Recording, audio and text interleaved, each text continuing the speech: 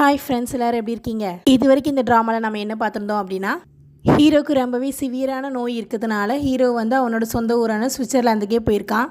ஆனால் ஹீரோயின்ட்ட சொன்னால் வருத்தப்படுவான்னு சொல்லிட்டு ஒன்றுமே சொல்லாமல் பிரேக்கப் பண்ணிட்டு போயிட்டான்.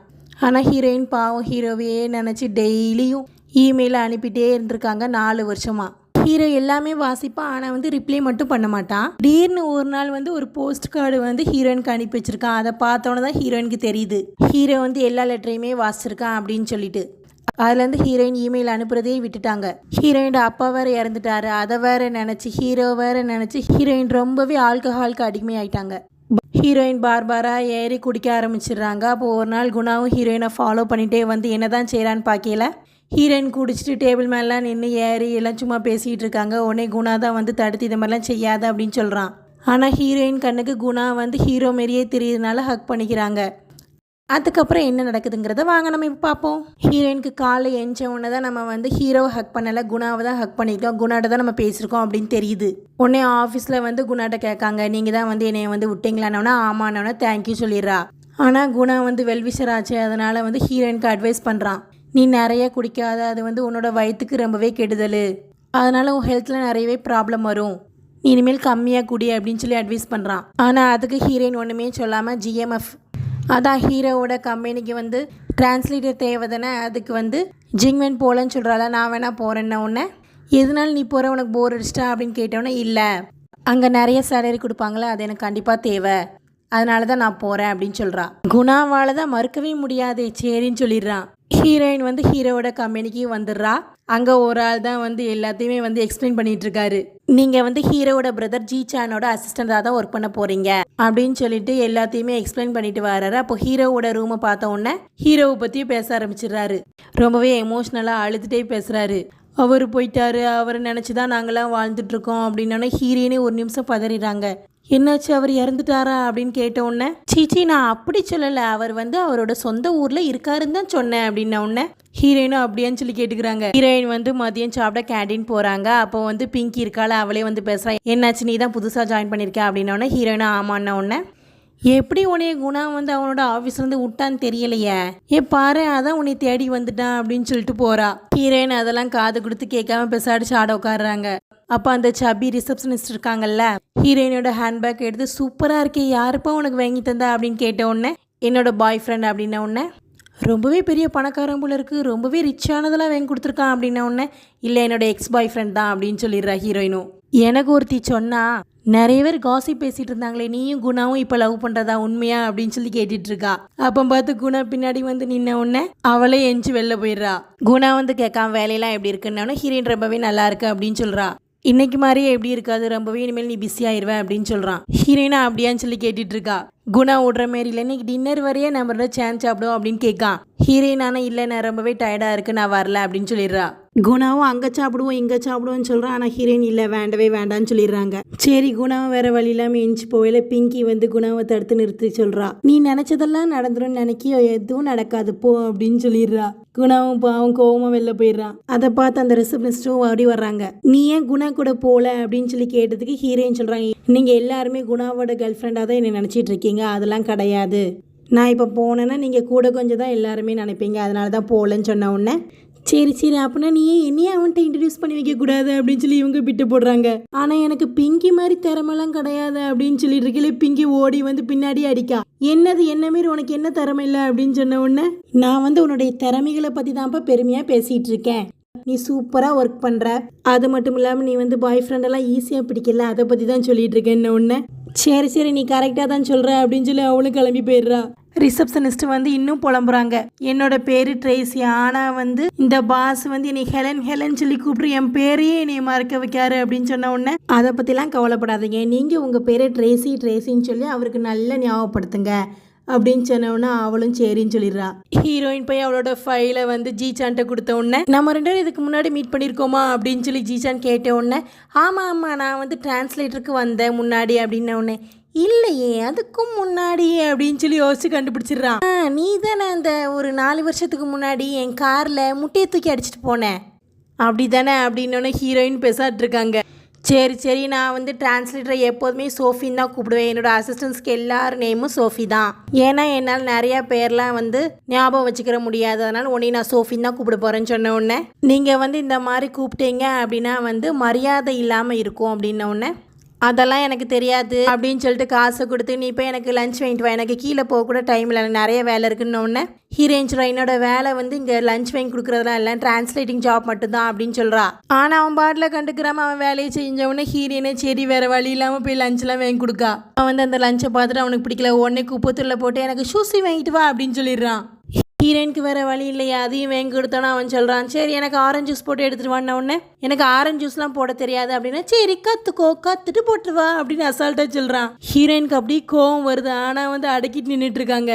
அதுக்கப்புறம் சொல்கிறான், அந்த இருக்குல்ல இந்த எல்லா ஃபைல்ஸும் போய் டிரான்ஸ்லேட் பண்ணி கொண்டு வா, 6 மணிக்குள்ளே எனக்கு வந்திருக்கணும் அப்படின்ன உடனே, இவ்வளோ ஃபைல்ஸ் எல்லாம் 6 மணிக்குள்ளே டிரான்ஸ்லேட் பண்ண முடியாது அப்படின்னு சொல்கிறான். எனக்கு தெரியாதுப்பா, நீ வந்து பெரிய கம்பெனியில் வேலை பார்க்க அப்படின்னா வந்து எல்லாத்தையும் சீக்கிரம் செய்ய கற்றுக்கணும், ஓடு ஓடு அப்படின்னு சொல்கிறான். ஹீரோயினும் எல்லாத்தையும் எடுத்து வந்துட்டு இருக்கையில வந்து பிங்கி வந்து ஹீரோயிட்ட வந்து முன்னாடி ஹீரோவோட ஃபோன் நம்பர் கொடுக்கணும் அப்படின்னா 15,000 யான் வேணும் அப்படின்னு சொல்லி கேட்டால, அதனால் வந்து அதை வந்து வட்டியும் முதலுமா 30,000 யானா உனக்கு கொடுத்துருக்கேன், எனக்கு வந்து இதன் மூலமாக வந்து லாஸ்லாம் எதுவுமே ஆகாது அப்படின்னு சொன்ன உடனே ஹீரோயின் சொல்கிறான், இதெல்லாம் வேண்டாம், நான் வந்து உன்ட்ட கேட்டது நீ கொடுத்ததுனால தான் நான் உனக்கு கொடுத்தேன், அதெல்லாம் வேண்டாம் அப்படின்ன உடனே, இல்லை என்னை மன்னிச்சிரு, எனக்கு அப்போ ரொம்பவே தேவைப்பட்டுச்சு, அதனால தான் உன்ட்ட கேட்டேன், இப்போ வேறு உனக்கு பேரண்ட்ஸ்லாம் இல்லைன்னு கேள்விப்பட்டேன், அதனால் இது உனக்கு தான் இப்போ தேவை அப்படின்னு சொல்லி கொடுத்துட்டு, இதை வந்து நீ குணாட்ட மட்டும் சொல்லிடாத அப்படின்ன உடனே ஹீரோயினு சரி நான் சொல்ல மாட்டேன் நீ சொல்லிடாதனோ, நானும் சொல்லவே மாட்டேன் அப்படின்னு சொல்லிட்டு போகிறா.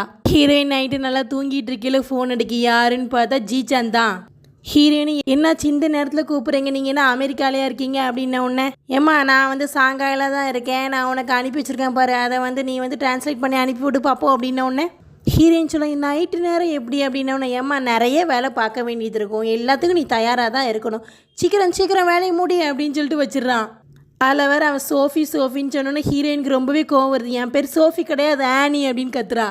அடுத்த நாள் காலையில் எல்லாத்தையும் வந்து கொடுத்துட்டு மீதி ஃபைலை நான் வந்து வேலையை முடிச்சு போகிறதுக்குள்ளேயும் கொடுக்கேன் உடனே, சரி சீக்கிரமாக வந்து கொடுத்துருப்பா அப்படின்னு சொன்ன உடனே ஹீரோயின் சொல்கிற நேரத்துக்கு நைட்டு ஃபுல்லாக நான் தூங்கலை அப்படின்ன உடனே, நான் கூட தான் 3 நாள் தூங்காமல் தான் இந்த வேலையை பார்த்துட்ருக்கேன் பாரு அப்படின்னு சொல்லி காமிக்கான்.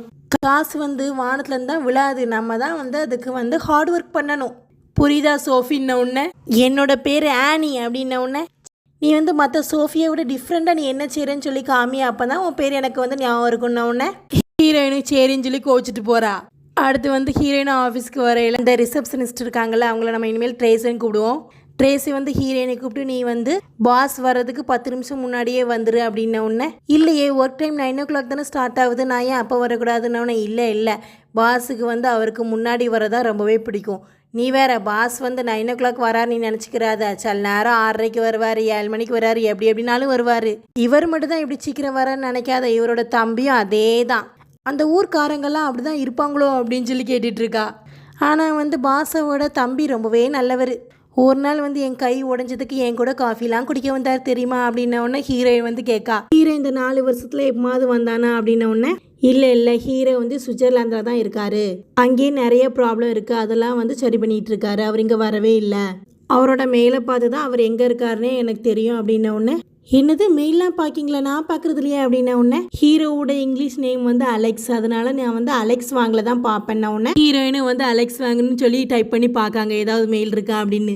அப்போ வந்து அந்த ட்ரேசி இருக்குல்ல, அது ஃபோன் பண்ணி சொல்லுது, இந்த மாதிரி பாஸ் உடனே 10 o'clock வரைக்கும் கூப்பிட்டுருக்காரு, நீயும் வரணும்னு. ஹீரோயின் சரின்னு சொல்லிட்டு அவசரமாக மெயில் ஏதாவது வந்திருக்கான்னு பார்க்கா.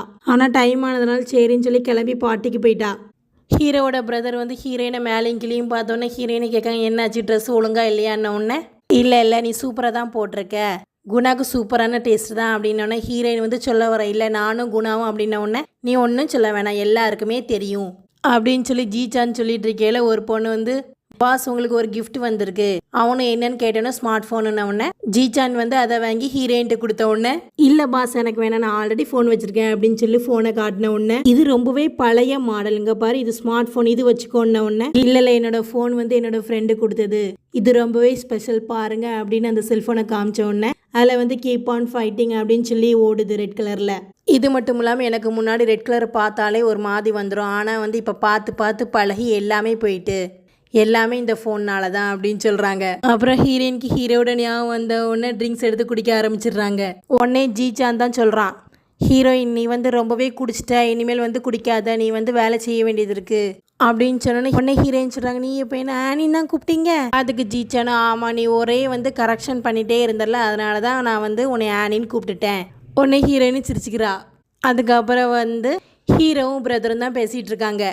ஹீரோ சொல்கிறான், தாத்தா வந்து எல்லா ஊருக்கும் ஜென்னத்தே கொடுக்காங்க, நான் வந்து ஃப்ரீயாக தான் இருக்கேன்ன உடனே, அப்போ நீ வந்து சாங்காய்க்கு வரணும்னு ஆசைப்பட்டுட்டு இருக்கியா அப்படின்னு சொல்லி பிரதர் கேட்ட உடனே, ஆமாம் ஆமாம் நீ வந்து எனக்கு டிக்கெட் போடுறியா அப்படின்னு சொல்லி ஹீரோவும் ஆர்வமாக கேட்கான். அதெல்லாம் நான் ஒரு காலமும் போட மாட்டேன், கம்பெனியில் நடக்கிற எல்லா நிகழ்ச்சியும் வேணால் நான் உனக்கு எடுத்து போட்டு விட்றேன், நீ பாரு அப்படின்ன உடனே ஹீரோ கேட்கான், என் கூட வேலை பார்த்தாங்களா எல்லா கொலீக்ஸும் இருக்காங்களா அப்படின்ன உடனே, எல்லாரும் இருக்காங்கப்பா, சில பேர் அவங்களா தான் போனாங்க, நான்லாம் யாரையும் வேலையை விட்டு தூக்கலை, நான் எல்லா கொலீக்ஸையும் அனுப்பி வைக்க, நீ வேணால் பாருப்பா அப்படின்ன உடனே ஹீரோவும் சரின்னு சொல்லி ஆர்வமாக பார்க்கான். அந்த கம்பெனியில் ஹீரோயின்லாம் இருப்பாங்க, அதனால் ஹீரோயினோட ஃபோட்டோவும் வருது, அதை பார்த்து கண்டுபிடிச்சிடுறான். உடனே ஹீரோயினோட ஆஃபீஸ் ஃபோன் இருக்குல்ல, அதுக்கு ஃபோன் பண்ணோன்னே ஹீரோயின் யாருன்னு கேட்காங்க. ஆனால் ஹீரோ வந்து ராங் நம்பர் சொல்லி வச்சிடுறான். கன்ஃபார்மே பண்ணிடுறான் ஹீரோயின் தான் அப்படின்னு சொல்லிட்டு. ஹீரோயினுக்கு அப்புறம் இன்னொருத்தர் ஃபோன் பண்ணுறாங்க, அது வேற யாரும் இல்லை, ஜிங்வென் தான். என்னாச்சு, நீ வந்து ஆன்லைனில் ஸ்டோரி எழுதிட்டு இருக்கல, அதை ஏன் எழுதாமல் இருக்க அப்படின்ன உடனே ஹீரோயின் சொல்லலாம், இல்லை டைமே கிடைக்கல அப்படின்ன உடனே ஜிங்வென் சொல்கிற, எப்படியாவது எழுதுப்பா, சூப்பராக இருக்குல்ல அப்படின்ட்டு, இன்னும் உனக்குள்ள ஸ்டோரி நல்லா போகிறதுக்கு நான் உனக்கு ஒரு ஐடியா தரட்டா? நம்ம ஹீரோ இருக்கான்ல, அவனுக்கு கேன்சரு, அவன் வந்து ரத்தமாக வாந்தி எடுக்கான், அப்படி இப்படின்னு சொல்லி அவன் செத்துட்டான் அப்படின்லாம் எழுதி வைன்னு சொல்கிறா.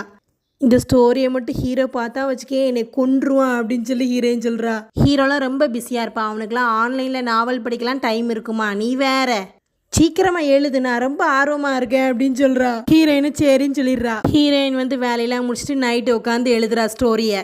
அவளுக்கு நடந்த எல்லா விஷயத்தையும் எழுதிட்டு லாஸ்ட்டில் வந்து ஜிங்வன் சொன்ன மாதிரியே எழுதிடுறா. ஒரு நல்ல முடிவு நம்மளோட ஸ்டோரிக்கு கிடைக்கணும் அப்படின்னா வந்து ஹீரோவோட கலருக்கு ஹீரோயின் போய் லாஸ்ட்டில் பூ வைக்கிற மாதிரி தான் ஸ்டோரியை எழுதி முடிச்சிருக்கா. ஸ்டோரி எல்லாத்தையும் ஜிங்வென் வாசிட்டு அழுது டிஷ்யூவாக தூக்கி எரிஞ்சிட்ருக்கா. ஹீரோயினுக்கு கால் பண்ணி, நீ சூப்பராக எழுதி முடிச்சிருக்கப்பா, எனக்கு ரொம்பவே பிடிச்சிருக்கு, ரொம்பவே எமோஷ்னலாக டச் ஆகுது, நான் வந்து உன்னோட நாவலுக்கு பெரிய ஃபேன் ஆகிட்டேன், உன்னோட ரைட்டிங்க்கு ரொம்பவே பெரிய ஃபேன் ஆகிட்டேன் அப்படின்னு சொல்லிட்டு இருக்கா. ஹீரோயினு சரின்னு சொல்லிட்டு வச்சிடுறா. குணா தான் எப்போதும் போல் ஹீரோயின்ட்ட வந்து பேசிட்டு, நீ என் கூட சாப்பிட வந்தே ஆகணும் அப்படின்னு கூப்பிட்றான். ஹீரோயின், இல்லை நான் வரலன்னு சொல்கிறாங்க, ஆனால் அவன் விடுற மாரி தெரியல. ஹீரோயினு வேறு வழி இல்லாமல் அவன்கிட்ட சரின்னு சொல்லிட்டு அவன் கூட காரில் போயிட்டுருக்கா. அப்போ குணா விடாமல் ஹீரோயினையே பார்த்துட்டு இருந்தோன்னே, ஹீரோயின் ஏன் என்னையே பார்த்துட்டே இருக்கீங்க அப்படின்னு கேட்ட உடனே அவன் குணாவே சொல்கிறான், நீ வந்து ரொம்பவே தனிமையில் வாழ்க்கையை ஓட்டிகிட்டு இருக்க, ட்ரிங்க்ஸ் பண்ண கூட தனியாக தான் போயிட்டுருக்க, ஏன் உனக்கு வந்து பாய் ஃப்ரெண்டே கிடையாதா அப்படின்னு கேட்ட உடனே, ஆமாம் எனக்கு பாய் ஃப்ரெண்ட் கிடையாது, ஆமாம் ஆனால் பிங்கி வந்து ரொம்பவே நல்ல பொண்ணு, அவள் தானே உங்களோட கேர்ள் ஃப்ரெண்ட் அப்படின்னு சொல்லி கேட்கா. நீ வந்து வேனுக்குனே நீ அவாய்ட் பண்ணுற அப்படின்னு சொல்லிட்டு ஹீரோயின் கையை பிடிச்சி, நம்ம 2 பேரும் ஏன் லவ் பண்ணக்கூடாது அப்படின்னு சொல்லி கேட்கான். ஹீரோயின் அவன்கிட்ட கையை வந்து இழுத்துக்கிட்டே சொல்கிறா, இல்லை எனக்கு லவ் மேலாம் நம்பிக்கையே இல்லை. உன்னே அதுக்கு குணா சொல்கிறான், அவன் உன்னையே லவ் பண்ணாமல் இருந்திருக்கலாம், ஆனால் வந்து நான் உன்னை ரொம்பவே லவ் பண்ணுறேன், நான் உன் மேலே ரொம்பவே ஃபீலிங்ஸ் வச்சுருக்கேன், உன்னோட இதயத்தை என்னோட இதயத்துக்குள்ளே வச்சுருக்கேன் அப்படின்னு சொல்லி லவ் டைலாக்காக பேசுகிறேன். உடனே ஹீரோயின் வந்து, டிரைவர் காரை நிறுத்துங்க அப்படின்னு சொல்லி இறங்கிடுறான். ஆனால் அவன் விடுற மாரி இல்லை, ஹீரோயின் கையை பிடிச்சி இழுத்துட்டே இருக்கான். உடனே ஹீரோயின் முறைச்சிட்டு எனக்கு பிடிக்கல அப்படின்னு உடனே குணா வேறு வழி இல்லாமல் போயிடுறான். ஆனால் ஹீரோயின் இறங்கின அவசரத்தில் பேக் எடுக்க மறந்துட்டாங்க. ஐயோ என் பேக்கு அப்படின்னு சொல்லிட்டு நிற்காங்க. ஹீரோயின் வந்து வீட்டில் உட்காந்து குணா சொன்னதெல்லாம் நினச்சி பார்த்துட்டு இருக்காங்க. அதுக்கப்புறம் ஹீரோக்கு ஒரு இமெயில் அனுப்புகிறாங்க, என்னால் இதெல்லாம் தாங்கிக்கிறவே முடியல அப்படின்னு சொல்லி அனுப்பி வச்சிருக்கா. அதுக்கப்புறம் இந்த சைடு வந்து தாத்தா வந்து ஜென்னட்டை ரொம்பவே புகழ்ந்து பாராட்டிட்டு இருக்காரு, நீ சூப்பராகவே கிரியேட் பண்ணியிருக்கமா, எல்லாமே நல்லா செஞ்சுருக்கேன் அப்படின்னு சொல்லிட்டு இருக்காரு. ஹீரோயின் அனுப்பின இமெயிலை ஹீரோ பார்த்துருப்பான்னு நினைக்கிறேன். உடனே ஓடி வந்து, தாத்தா என்னோட பாஸ்போர்ட் கொடுங்க, நான் சாங்காய்க்கு போய் தான் ஆகணும் அப்படின்னு சொல்கிறான். நான்லாம் பாஸ்போர்ட் தரவே மாட்டேன் அப்படின்னு சொல்லி அசால்ட்டாக சொல்லிடுறாரு. நீ வந்து டாக்டரோட கண்ட்ரோலில் தான் இருக்கணும், நீ நான் அனுப்பவே மாட்டேன் அப்படின்னு சொன்ன உடனே, சரி நான் போய் போலீஸ் கம்ப்ளைண்ட் கொடுத்து என்னோட பாஸ்போர்ட்டை வாங்கிக்கிறேன் அப்படின்னு சொன்ன உடனே தாத்தாக்கு கோங்கோமாக வருது. சரி ஒன்றும் பேச முடியாமல் ஜென்னட்டை பார்த்து நீ பேசிக்கோ அப்படின்னு சொல்லிட்டு போகிறாரு. ஜென்னட்டும் வந்து கேட்கா, என்னாச்சு, உனக்கு ஏன் பாஸ்போர்ட் வேணும், நீ எங்கே போகணுன்னு விருப்பப்படுற, நீ விருப்பப்பட்டா நான் கண்டிப்பாக தாத்தாட்ட கேட்டு உனக்கு கண்டி செய்கிறேன் அப்படின்னு சொல்லி ஹீரோக்கு சப்போர்ட் பண்ணுற மாதிரி தான் பேசுகிறா. சரி நீ எதனால சாங்காய் போகணும் அப்படின்னு விருப்பப்படுற, நீ வந்து உன்னோட பிரதரை பார்க்கறதுக்கா அப்படின்னு சொல்லி கேட்கா. ஹீரோ சொல்லுறான், எதுக்கானாலும் இருக்கலாம், நானே பார்த்துக்கிறேன் அப்படின்னு சொல்லி போயிடுறான். ஹீரோவோட கம்பெனியில் எல்லாரும் பரபரப்பாக இருக்காங்க. ஹீரோ கம்பெனியோட ப்ராஜெக்ட் வந்து குயிங்லிங் ரிசார்ட் ப்ராஜெக்ட்னு ஒன்று இருக்குது, அதை வந்து யாரோ லீக் பண்ணிட்டாங்களாம். நம்ம கம்பெனிலேருந்து யாரோ லீக் பண்ணியிருக்காங்கன்னு சொல்லிட்டு எல்லாமே செக் பண்ணிட்டு இருக்காங்க. அப்போ ஹீரோயினோட கம்ப்யூட்டரையும் எடுத்துகிட்டு போய் செக் பண்ண போகிறாங்க. அப்போ ஹீரோயின் வந்து எதுக்குன்னு கேட்டோன்னே இந்த மாதிரி செக் பண்ண சொல்லியிருக்காங்கன்னு சொன்ன உடனே ஹீரோயின் யோசிக்கா, நம்ம ஹீரோவை பற்றி கதை வேறு எழுதி வச்சுருக்கோமே, அதை யாரும் பார்த்துடக்கூடாதே அப்படின்னு சொல்லி தான் கவலைப்படுறா. இந்த சைடு ஜென்னெட் தான் தாத்தாட்ட பேசிகிட்டு இருக்கா. நம்ம கம்பெனிலேருந்து லீக் ஆனதுக்கு காரணமே மிஸ்டர் சாங் தான். அவர் தான் நம்மளோட ஆப்போசிட் கம்பெனிக்கு வந்து இதை வித்துட்டாரு அப்படின்ன உடனே எவ்வளோ ப்ராஜெக்ட் நமக்காண்டி செஞ்சுருக்கான், ஏன் இப்படி அவன் செஞ்சான், அவன் தான் ரொம்பவே நல்ல ப்ராஜெக்ட் செய்வானே அப்படின்னு சொல்லி தாத்தா ரொம்பவே வருத்தப்பட்டுருக்காரு. இந்த வித்த ப்ராஜெக்ட் கூட அவன் தானே செஞ்சான் அப்படின்னோடனே இல்லை, 4 வருஷத்துக்கு முன்னாடி ஹீரோ தான் இதை செஞ்சான் அப்படின்னு சொல்லி ஜென்னட் சொல்ல போய் தான் தாத்தாக்கே தெரியுது. உடனே ஜென்னட் வந்து ஹீரோட்ட சொல்லியிருப்பா தெரியுமா, உன்னை எப்படியாவது நான் வந்து சாங்காய் கூப்பிட்டு போகிறேன், அதனால வந்து தாத்தாவை மண்டையை கழுவிட்டு இருக்கா. தாத்தா நீங்கள் ஹீரோவை நம்பி தான் அவன் தான் 4 வருஷத்துக்கு முன்னாடி இதை வரைஞ்சான், திரும்பி ஹீரோட்டையே அந்த ப்ராஜெக்டை கொடுத்தா கண்டிப்பாக நல்லபடியாக செஞ்சு தருவான், அதனால் அவனை சாங்காய்க்கு அனுப்புங்க அப்படின்னு சொன்ன உடனே தாத்தா சொல்கிறாரு, எனக்கு இந்த ப்ராஜெக்ட்லாம் முக்கியம் இல்லை, எனக்கு என் பேரன் தான் முக்கியம், அவனுக்கு திரும்பி உடம்பு சரியில்லாமல் போயிட்டுனா நல்லா தாங்கவே முடியாது அப்படின்னு சொல்லி ரொம்பவே வருத்தப்பட்டு இருக்காரு. ஏன் வேறு ஆளே இல்லையாப்பா அவனுக்கு ப்ராஜெக்ட் பண்ண, ஒரே என்ன ஹீரோவையே நீங்கள் எல்லாருமே கூப்பிட்டுட்டு இருக்கீங்க, ஹீரோ இல்லாமல் எதுவுமே நடக்காதா, நான் அவனை பற்றி ரொம்பவே கவலைப்பட்டுட்டு இருக்கேன், சாங்காயில் வந்து மெடிக்கல் ஃபெசிலிட்டிஸ்லாம் வந்து நல்லா இருக்காது இந்த அளவுக்கு அப்படின்னு சொன்ன உடனே ஜென்னட் தான் சொல்கிறா, அங்கேயும் இப்போ எல்லாமே டெவலப் ஆகிட்டு நான் வேறு கூட போகிறோம்ல, நான் நல்லபடியாக ஹீரோவை பார்த்துக்கிறேன், உங்களுக்குள்ள இடத்துல இருந்து நான் அவனை பார்த்து நல்லபடியாக அவனை கொண்டு வரேன், நீங்கள் நினைக்கிற மாரி ஒன்றுமே ஆகாத அப்படின்னு சொல்லி தேத்துறா. அடுத்து என்ன நடக்குதுங்கிறத நம்ம நெக்ஸ்ட் பார்ட்டில் பார்ப்போம். இந்த வீடியோ உங்களுக்கு பிடிச்சிருந்துச்சுன்னா மறக்காமல் நம்ம RR Dramas சேனலை லைக் பண்ணுங்கள், ஷேர் பண்ணுங்கள், சப்ஸ்கிரைப் பண்ணுங்கள், மறக்காமல் கமெண்ட் பண்ணுங்கள். தேங்க்யூ.